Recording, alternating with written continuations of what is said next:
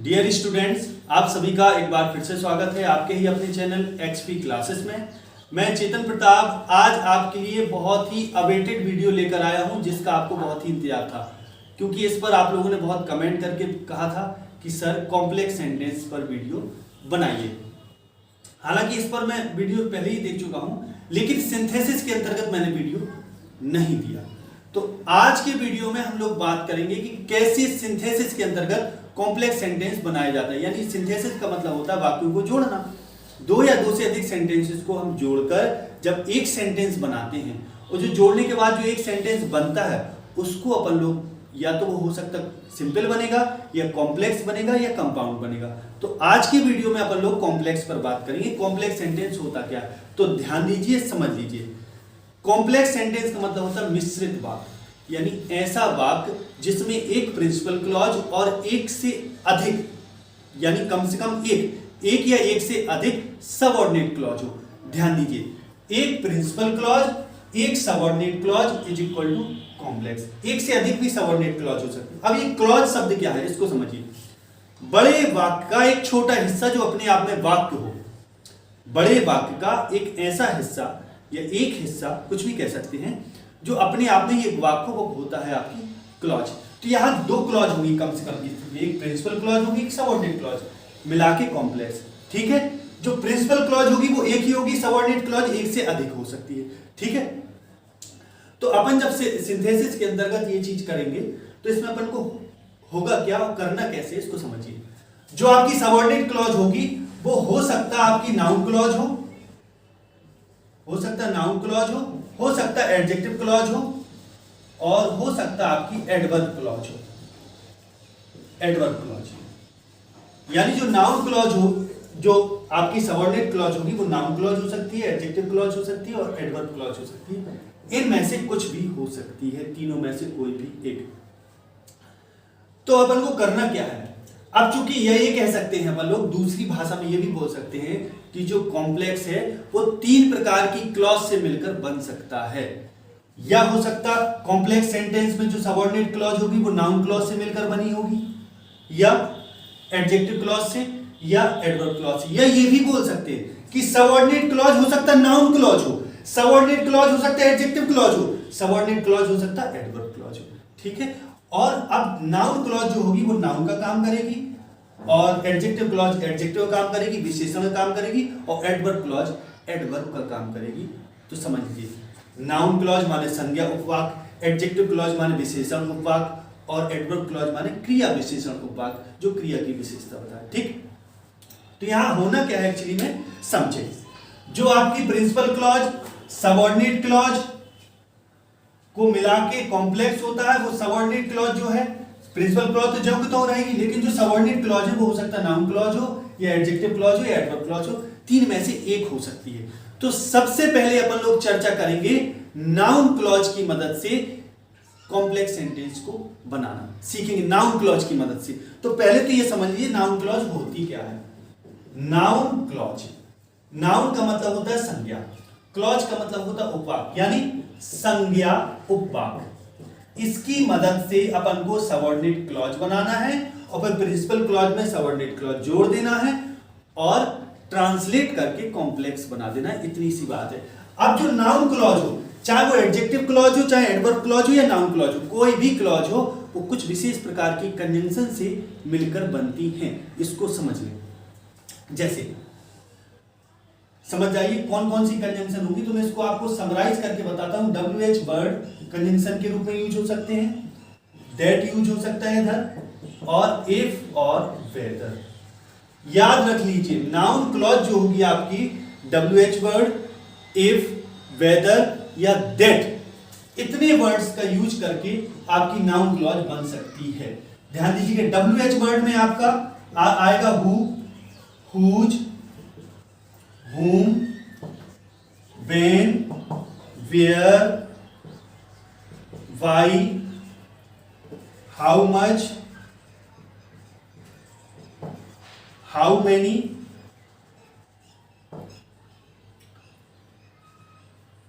how, माने जितने भी WH वर्ड होते हैं वो सारे आ सकते हैं। ठीक, अब इसमें क्या है कि कुछ तो रिलेटिव प्रोनाउन है और कुछ रिलेटिव एडवर्ब है। अब रिलेटिव प्रोनाउन कौन से और रिलेटिव एडवर्ब कौन से समझिए।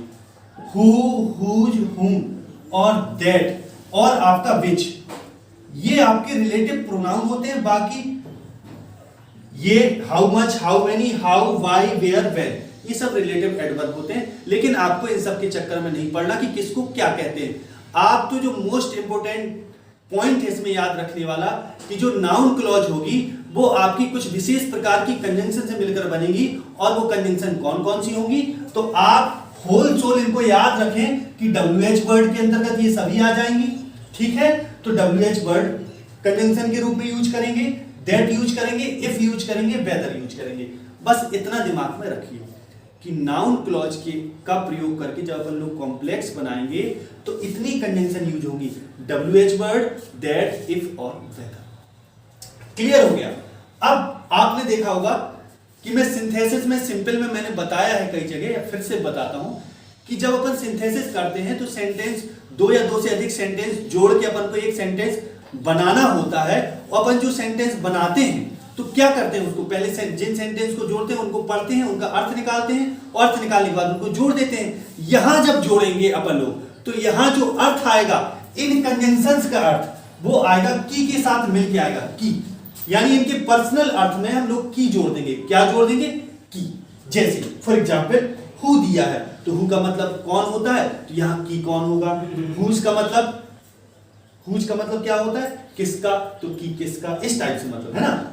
व्हेन तो की कब, और वेयर तो की कहां, वाई की क्यों, मतलब की के साथ मिलके अपना अर्थ आएगा, ध्यान दीजिएगा।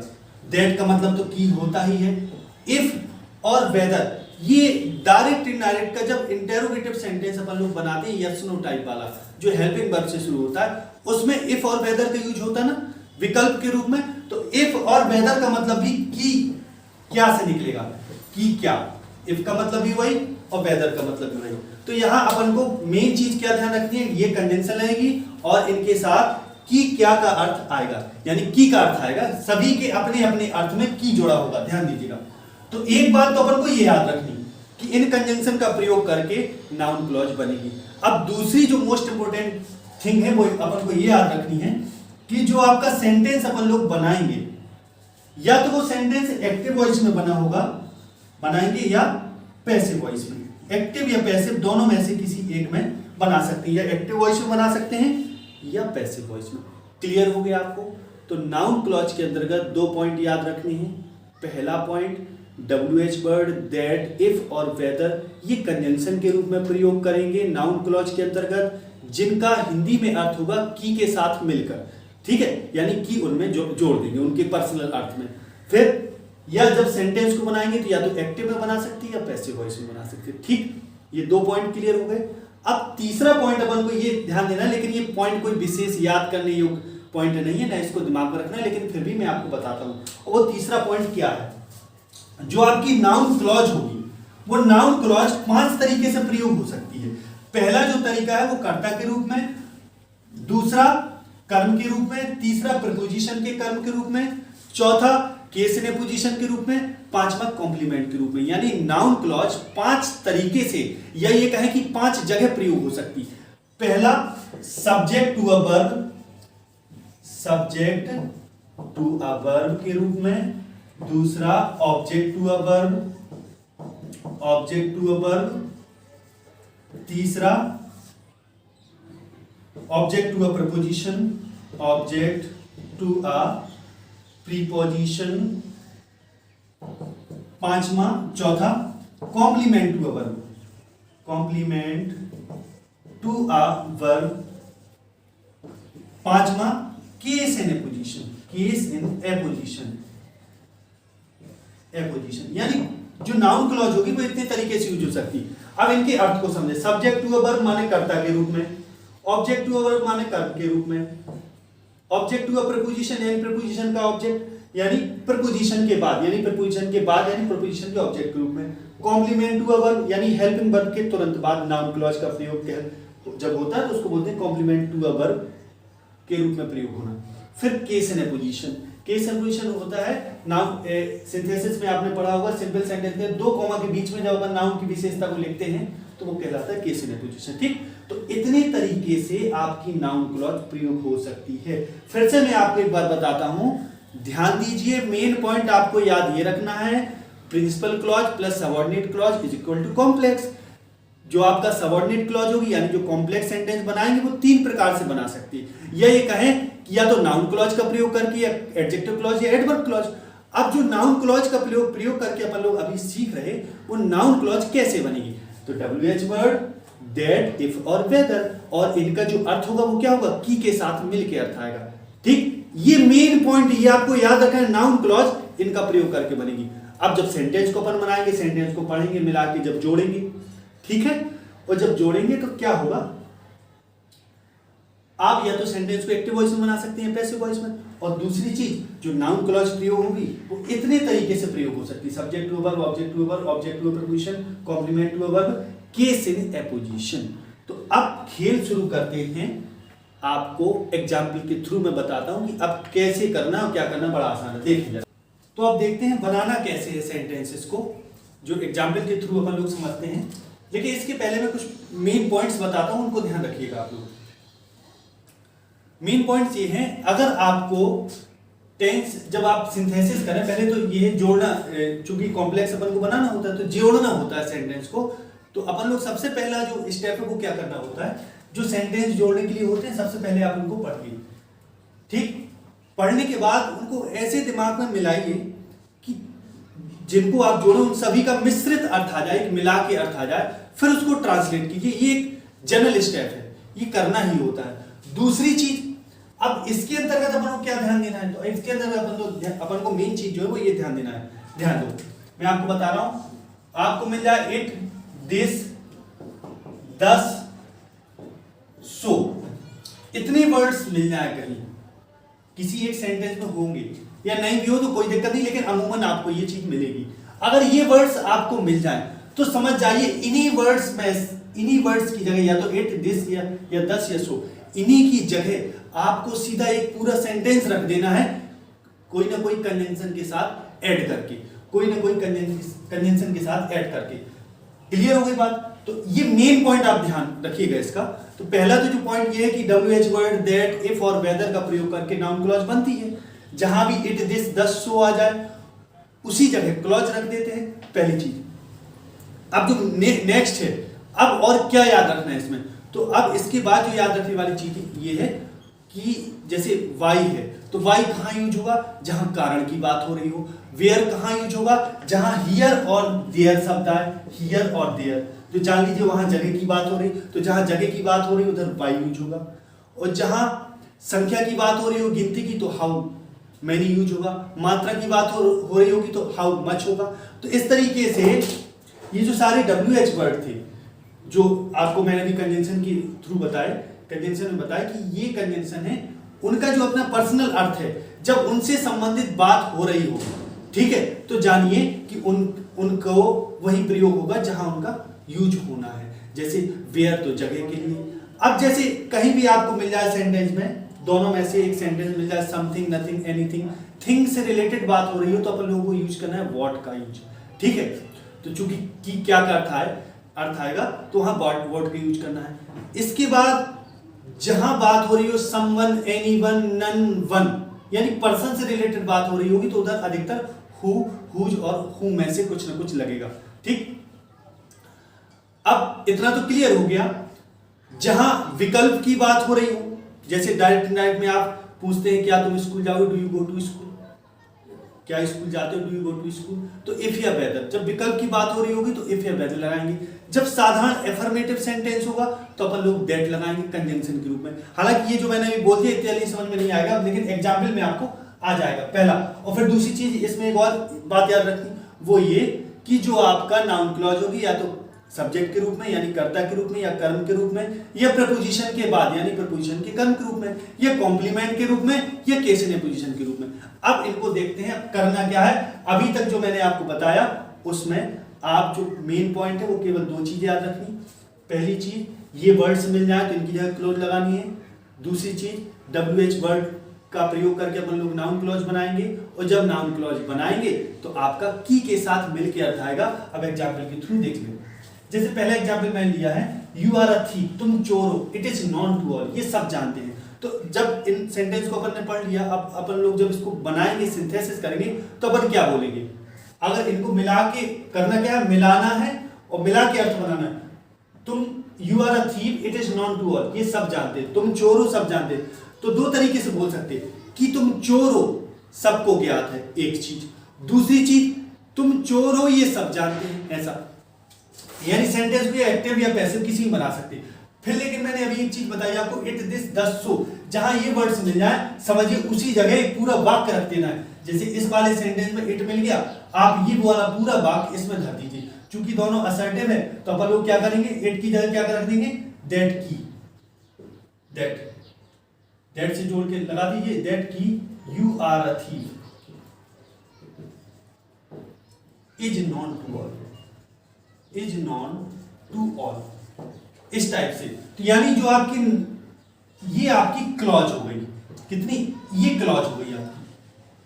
और क्लॉज यहां इज के पहले रखिए, यानी सब्जेक्ट के रूप में रखिए। तो इस क्लॉज को हम क्या बोल देंगे, किस रूप में प्रयोग हुई है?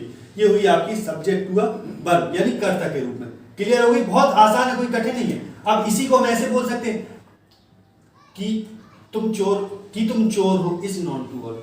यानी क्या करना है अपन को, ये ऐसे ही बोल सकते, it is known to all that की यू आर अ थीफ, ऐसे भी बना सकते हैं। लेकिन जो सही इसका तरीका है वो ये प्रॉपर है, क्योंकि इट की जगह अपन ने एक पूरी क्लॉज को मर्ज कर दिया, जोड़ दिया, तो यहां ये चीज हो जाएगी। यानी दैट की you are a thief is known to all, यानी ये सब्जेक्ट हुआ वर्ब के रूप में यूज हो गई। अब अगला सेंटेंस देखें, गॉड इज ओमनीप्रेजेंट, भगवान सर्वव्यापी है, और रिलीजियंस टीच इट, सारे धर्म ये चीज सिखाते हैं। तो जब इसको हम लोग जोड़ेंगे तो ये बोलेंगे सारे धर्म सिखाते हैं कि भगवान सर्वव्यापी, यानी सब जगह उपस्थित है, ओमनीप्रेजेंट है। तो यहां भी इट आ गया, तो इट की जगह पूरा वाक्य धर दे। तो ये सेंटेंस जब बनेगा तो बन जाएगा, all religions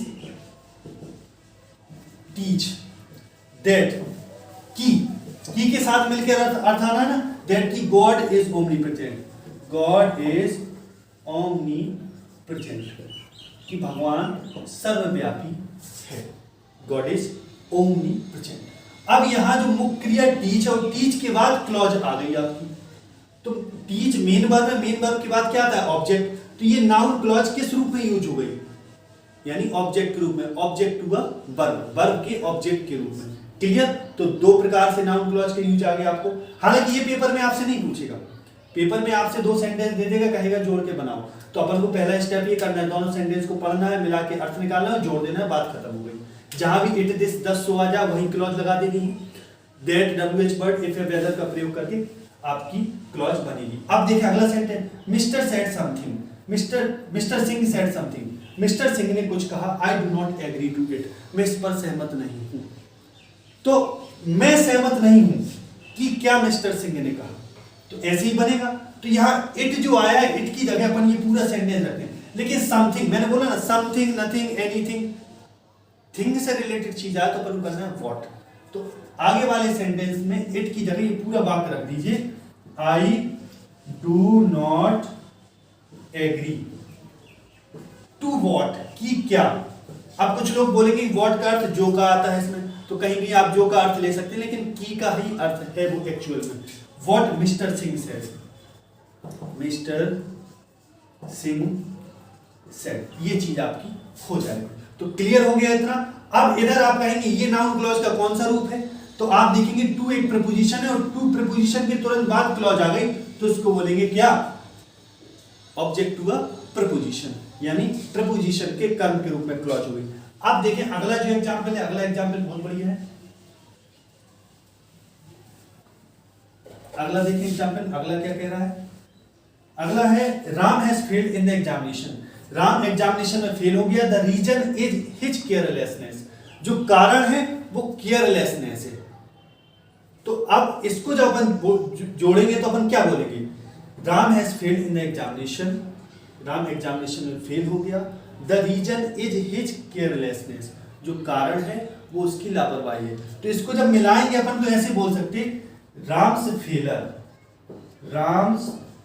failure in the examination में is that ये है कि he is careless, कि वो केयरलेस है, he is careless। अब इसमें आप देखेंगे इज के बाद यानी हेल्पिंग वर्ब के बाद फिर क्लॉज आई।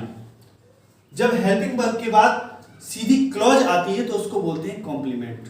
हेल्पिंग वर्ब के बाद मेन वर्ब ना सीधा कुछ और आ जाए तो उसको कॉम्प्लीमेंट बोलते हैं। तो ये complement to a verb, noun clause का किस तरीके का यूज होगा? कॉम्प्लीमेंट टू अ वर्ब के रूप में। तो ये क्लियर हो गया होगा आपको। अब देखें अगला जो सेंटेंस है वो और गजब का है। हाँ, तो नेक्स्ट एग्जांपल देखते हैं, ये वाला। ही वाज इनोसेंट, वो निर्दोष था।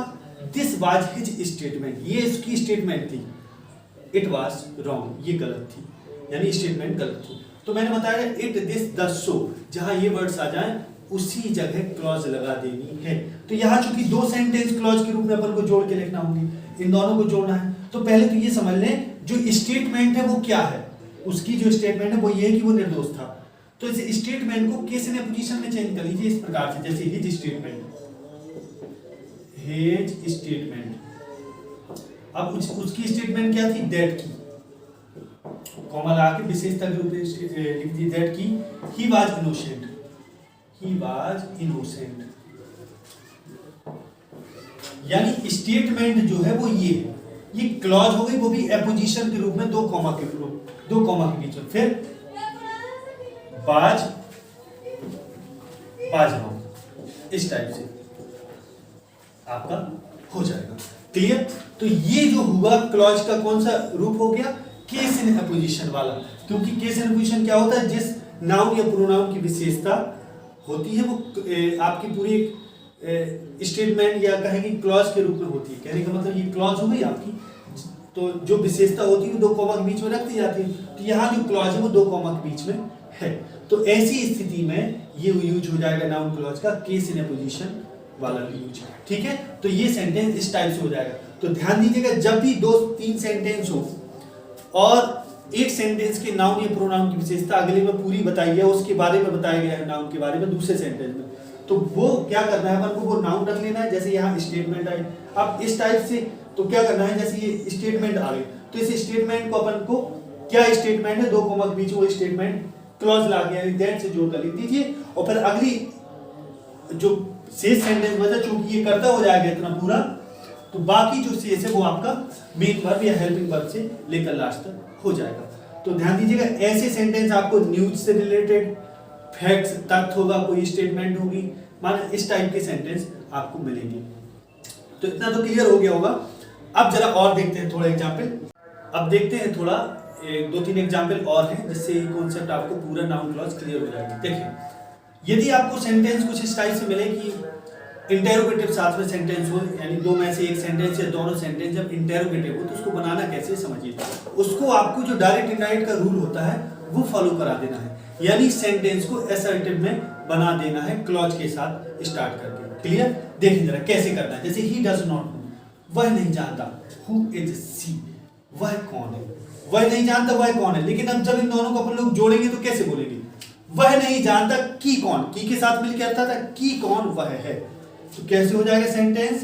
He does not know, he does not know who, की कौन, यानी डायरेक्ट इनडायरेक्ट के रूल को फॉलो करना है, सेंटेंस को असर्टिव में चेंज करना है। यानी ये की कौन, की के साथ अर्थ आएगा, फिर करता हो, फिर हेल्पिंग वर्ब। क्या होता है असर्टिव में? करता, फिर हेल्पिंग वर्ब, मेन वर्ब। इस टाइप से होता है ना, हु, सी, इज और लास्ट में फुल स्टॉप। ऐसे बन जाएगा सेंटेंस, बहुत आसान है, कोई कठिन नहीं। आप देखें अगला, जैसे टेल मी, मुझे बताओ, वेयर इज सी, वह कहाँ है। तो मुझे बताओ कि कहाँ वह है, इस टाइप से। तो tell me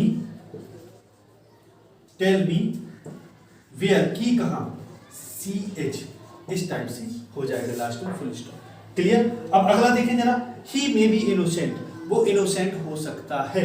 I do not no, मैं नहीं जानता। वो इनोसेंट हो सकता है, मैं नहीं जानता। तो इसमें विकल्प की बात है, हो सकता है। तो इसमें जब विकल्प होता है डायरेक्ट इनडायरेक्ट, तो अपन लोग क्या करते हैं? इफ या वेदर का यूज करते हैं तो कैसे होगा, आई डू नॉट नो, पीछे मैं नहीं जानता कि वह इनोसेंट है या नहीं, इस टाइप से आई डू नॉट नो।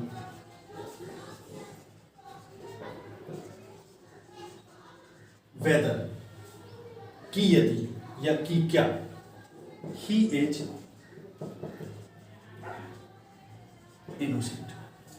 ठीक है, अब ये मे बी रिड्यूस हो गया आपका एज से, एज एम आर लगेगा, क्यों? क्योंकि मे बी से विकल्प पता चल रहा है, और यहां जो वेदर है, वेदर का मतलब होता है विकल्प। ठीक, तो यहां वेदर लगा देंगे और इसको सब्स्टिट्यूट कर देंगे एज से। क्लियर? तो इस टाइप से ये जो कॉन्सेप्ट है आपका नाउन क्लॉज का, वो यही आपका क्लियर होता है। अब लेकिन इसमें जो की पॉइंट्स है वो आप क्लियर कर गए होंगे, कुछ विशेष अपन को याद नहीं रखना है, सेंटेंस को पढ़ना है, मिला के जब अर्थ अपन लोग बनाएंगे तो कहीं ना कहीं आपको क्लॉज का यूज करना होगा, और जो क्लॉज होगी वो आपकी WH वर्ड, दैट या इफ या वेदर से मिलकर बनेगी। और इन जो कंजंक्शन है WH वर्ड, इफ या वेदर और दैट, इनमें की का अर्थ मिल के आएगा, यानी की का अर्थ आएगा तो जहां की का अर्थ आ जाए वहीं अपन को लगा देना है, जहां इट दिस दस सो आ जाए वही क्लॉज लगानी है। तो आज की इस क्लास को यही समाप्त करते हैं, अगले वीडियो में आगे मिलेंगे एडजेक्टिव क्लॉज के साथ। तब तक के लिए नमस्कार, जय हिंद, जय भारत, वंदे मातरम, हर हर महादेव, जय भवानी।